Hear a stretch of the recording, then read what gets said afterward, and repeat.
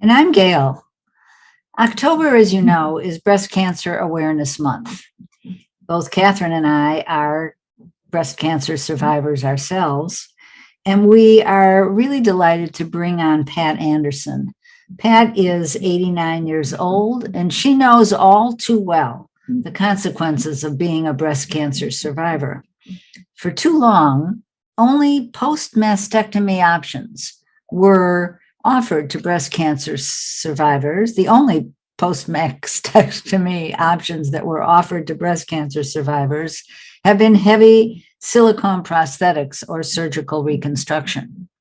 At last, a survivor has stepped up to create another option. Born in Minnesota, Pat now lives in Escondido, California. She was 3 years old. When she was 3 years old, she exhibited a special attraction to fibers and has been a textile designer working with fibers through spinning, weaving, knitting, and sewing her entire life. In her early 20s, she took advanced tailoring classes and became interested in weaving. In 2006, Pat underwent surgery for bilateral mastectomies. Pat, welcome. We welcome you. Thank you. We're so happy to have you on Women Over 70 Aging Reimagined. You certainly have been reimagining your life as a textile designer since you were very young. So let's start by telling us how you found your interest in this art and where it's taken you. Actually, I can't remember when I found my interest. It's always been there. Mm-hmm. I've heard that if someone has a special talent or feel for a particular subject, it shows up early in your life and continues all the way through as a part of your lifestyle. And that's what happened with me in fibers. So was there someone in your family who was into fibers, or how did that work? Actually, I come from a textile family. On my father's side, there are custom dressmakers, tailors, spinners, weavers, and so on. None of this did I know until after I had actually started working professionally. And when did you start working professionally, and what did that look like? I started in 1970. But I had been studying for about 15 years before I actually started Spin Shuttle Studio. Spin Shuttles, right? The name is Spin Shuttles. Spin Shuttle Studio. Yes. Yeah. Yeah. And where is that? I'm sorry? Where is that? Spin Shuttle Studio now is here in Escondido. Mm-hmm. I started it back in Minnesota and worked there for about 12 or 15 years before we were transferred here to California. Mm-hmm. So, but Spin Shuttle has been in constant operation since 1970 in some form or other. Mm-hmm. And did you go to school to study this?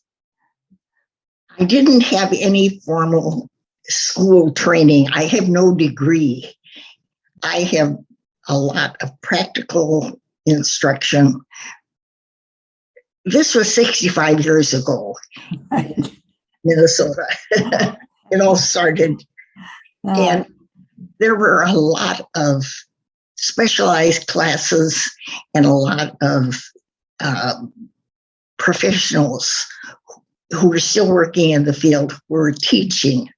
And once you connect with a group, things just seem to open up and one thing leads to another. And that's about what happened. I learned everything on a need to know basis. Mm-hmm. Mm-hmm. Did you do art?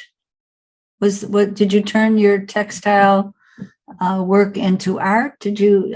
No, I am very much a craftsman. Yes. I prefer the designation designer craftsman. Okay.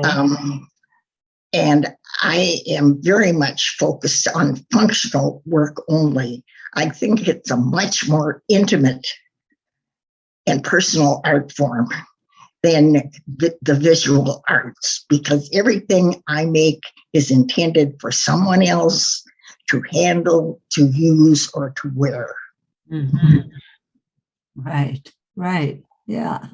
So, how did the Busters project come about? Actually, my daughter is the one who put me onto this one. She sent me an email one day with a link to something called Knitted Knockers. When I opened the link, it was a set of knitting instructions. No picture, nothing, just knitting instructions with a brief description of what it was. And when I read the description, a light went on, and I realized that this was the perfect retirement project that I had been waiting for. Mm-hmm. Were you? Yeah, go ahead. I went ahead and made myself a sample pair. I read the instructions and they were pretty strange. And I realized that the way they were written, it wasn't going to work and things weren't going to fit properly. But I knew how to do it. So I designed my own version. Mm-hmm. And sure enough, it worked. So I decided that the time had come. I was 83 at the time. Oh my. It was time to retire from Spin Shuttle Studio and let my daughter carry on Spin Shuttle and design and make busters. And I called mine busters. This is my original version of the concept of handmade prosthetics. Mm-hmm. Was this after you had, it was, wasn't it? After you had? It was about 10 or 12 years after I'd had my surgery. Mm-hmm. Up until then, I'd been running around flat. Ah, okay. Uh-huh. And did that bother you? Well, mainly it bothered me because my clothes didn't fit right. Mm-hmm. And as a designer of women's wear, I always used myself as my own model because I was so painfully average. And once I had my surgery, nothing fit anymore. And it was really a frustrating thing. So there are always times when you need to get dressed up in grown-up lady clothes. And I used those funny little scrubbies, bath scrubbies, if I absolutely had to wear something that required a bust line. Oh boy, yeah. So you were personally interested in this for sure Exactly. Yeah. And so tell us a little bit more about how you got started with it. I'm sorry, I didn't catch that. Tell us a little bit more about how you got started with it. Well, the first thing I did was to develop the pattern and perfect that. I spent a whole year getting everything set up and getting all my ducks in a row before I introduced them as busters in January of 2017. My copyright is 2015, but I spent a whole year getting the whole thing organized and developed. This is not an uncomplicated project. It requires a great deal of business background and the ability to know how to connect with the people that you need to reach. This particular project is actually designed for those women who have already gone through their surgery and recovery and are back in the mainstream. And that makes it extremely challenging to try and connect with them because they no longer have connection with the support groups and the other things.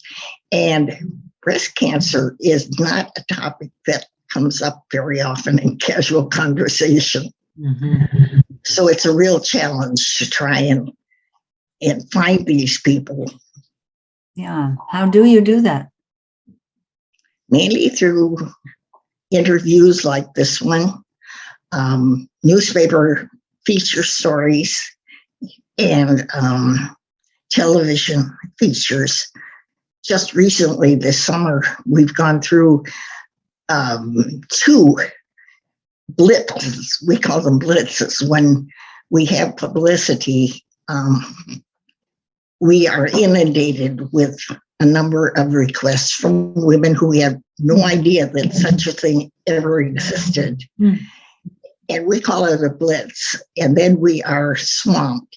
And this summer in July, we had a mini blitz locally when our local PBS station, KPBS, did a feature story on us. And then the end of the month, on July 26th, PBS NewsHour ran the story as part of their arts and culture series. And at that point, I was inundated with about 500 requests for busters. So, Pat, are you serving women 70 and older? Do you get many requests from women in that? Most of my requests come from women in their 80s and 90s. Really? Younger women tend to go for reconstruction, but we older gals most of us haven't had the option or have decided against it. So most of my recipients are in their 80s. Mm. That's fascinating because, I hear these casual comments from people like, well, why would anybody want to do something like that when they're so old? It's just kind of like dismissive of women's, how we present ourselves, how we want our clothes to fit, how we want to feel about ourselves. Mm-hmm. I'm 89 and I still fuss with my hair and my makeup and so on. Right. Of course. When you and I talked, you said, number one, that finding the recipients was difficult, but then how do you go about making the busters and everything else around fulfilling these requests? I mean, you something like 1,200 of these pairs have been distributed? Actually, there's now 1,500 pairs out. Really? Wow. So when you said, who's the we? Who's involved in creating these and the production? Well, actually, this is more or less a one-pony circus. I do this mostly by myself, but I do have help with the knitting. When we have a blitz or when our inventory needs to be boosted, I have 2 other people on my team, Pat Mahler being one, and Jan Willie being the other one, who help me keep the inventory strong so that when we do get a blitz, we're at least partially prepared to meet the demand. Mm-hmm. So when my knitters bring me their busters, they bring them to me like this. They are unstuffed and tagged, and with the tag. Can you hold it up a little bit more so we can? Yeah.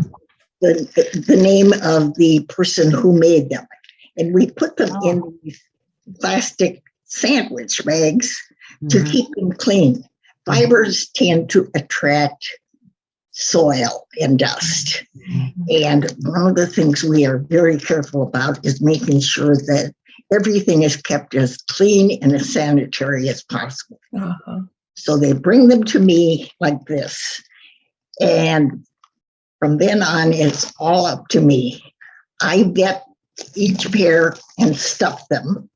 and put them in this plastic sleeve with the instruction sheet and seal them up and put them in my inventory drawer. Then when I get an order, I simply go to my order book, go to the inventory, find the right size, and make the label. And this is the way they are sent. I use these pretty pink and white envelopes. These are presents, after all. These are gifts from one survivor to another. Mm-hmm. I also add that everybody involved in the project is a breast cancer survivor who has had busters. Oh. So this is entirely a breast cancer survivors movement. Uh-huh. And are they volunteers? I'm sorry? Are they volunteers? They're all volunteers. The whole project is volunteer and nonprofit. You said there were some ethical, legal, and professional requirements attached to doing this. Can you That's explain right. Well, I get a lot of inquiries from hobby knitters who would like to have my patterns so that they can make tons of busters for me. Mm-hmm. There's a big difference between hobby knitting and a project like this, which I usually refer to as a studio project. Hobby knitting is done always for the benefit and pleasure of the knitter. Studio work, on the other hand, is always done to create something of value for someone else. Mm-hmm. And the ethical, legal, and technical requirements are much higher. Mm. When you're doing something and giving it to, or offering it to someone else, whether there's money involved or not, ethically, you are really required to produce something of real value. Mm-hmm. Mm-hmm. So That's, do people, how do you size them for people? these are scaled to fit the commercial bra cup sizes. There are commercial standards that all manufacturers adhere to, and busters are sized to fit properly into the commercial bra cup. So if someone contacts me, I tell them to check the cup size in the bra that they intend to wear, Mm-hmm. and then I send the size to fit that bra. Mm-hmm. Are there different colors? Oh yes, in fact, this is the whole thing. I always choose soft, feminine pastel colors. Sometimes we use the ombres if they are subtle enough. But most of the time, they're just plain pastels in all sorts of different colors. I have to admit that the colors and patterns are actually more for the benefit of the knitter than they are for the recipient, because knitting all the same color all the time gets really boring. Yeah, sure. How long Now, do women pay for these? No, these are a gift. They're a gift. They are a gift from one survivor to another, but our recipients are offered the opportunity to join us as co-sponsors by making a donation to pay forward the cost for the next pair. Every pair that are sent out has already been sponsored by another. Oh, really? Wow. recipient. So it's a big. This started as just a quiet little retirement project. It has now morphed into a nationwide breast cancer survivors movement. Yes. Yeah. Wow. Yeah. And, And do you get any funding or support from the larger breast cancer survivor movement? No, and in fact, my recipients are very generous. About 40% of my recipients don't even bother to say thank you. The other 60% make up for it with their generous contributions and donations. At the end of every year, when I close out my books, there's always a surplus in the Buster's Fund, which I send to the breast cancer support program at Sharp Memorial Hospital. So it ends up a triple win. We have the pleasure of knowing that we are making something that really makes a positive difference in other women's lives. The recipients get their busters and the chance to help continue the project, and Sharp Memorial Breast Cancer Program also benefits. This year, up until now, we've been going for 4 years. And up until now, we have actually contributed $8,900 to the breast cancer support program at Sharp Memorial. This year, we'll make $10,000. Wow. That's wonderful. That's really wonderful. It's not too bad for one little old lady. Not too shabby. No, I'd say that's really, really good. And so what's your intention with this? Pat, do you have any thoughts about how to keep it going, or do you intend to keep going with it? Well, I'll keep going as long as I can, but I am smart enough to realize that, you know, at my age, something could happen. I could go poof at any minute. So I do have the backup plan in place. Jan really will take over the responsibility of the knitting, and Pat Mahler will take over the business part of it. Wow. So we will keep going. The Busters Project is going to keep on. Yeah. Didn't you tell me that a lot of people would like to help you, however, you like to keep it local? Well, the main problem is that this is a personal project that is being sent out under my name. And since that's the case, all the vetting and labeling and packaging and everything has to be done under my supervision. So it has to be done here locally so that I can do that. Yeah. Okay. So you use local knitters. Yeah. And that's hard to find. You know, all my knitters are vetted master knitters. Wow. And there aren't a whole lot of them out there, especially those who are survivors. Yeah, right. So what part of this whole business enterprise do you like most to do? Oh dear. Well, of course, I do enjoy the knitting. I think that the part I like the best is the personal contact I have with every single recipient. They send me emails and I answer, and then we go around and around. Sometimes there are 3 or 4 going back and forth. And when they send me their thank you notes, we are all on a first name basis.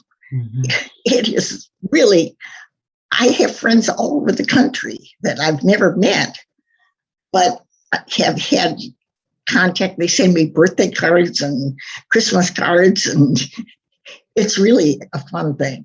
Well, you must hear some really moving stories, and Oh, yes. just suggest that I think this would make a really wonderful book project. Oh my goodness. Just a suggestion. I have there are a number of things that keep cropping up in all the thank you notes.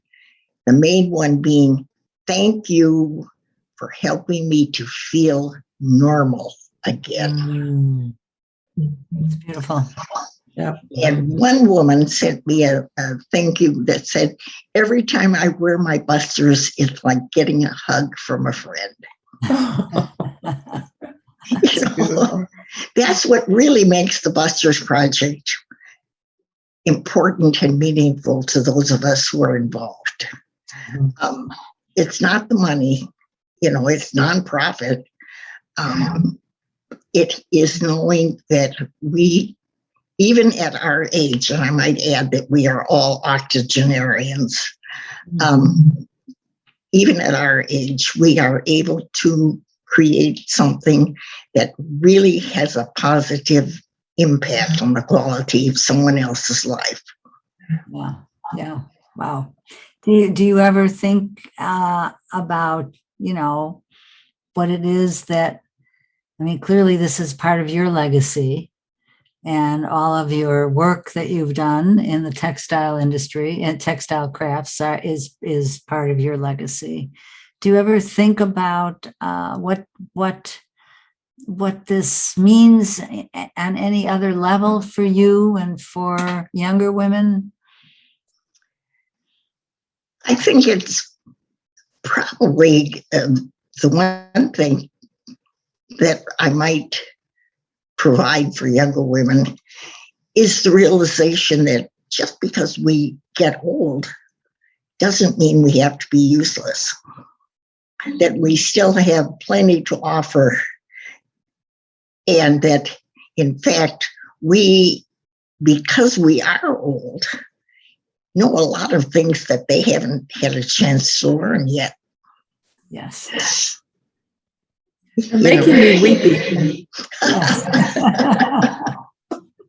That's how I felt when I first talked to you. So inspired, and knowing that what you're doing, it has to be so inspirational to all of our listeners. Yes.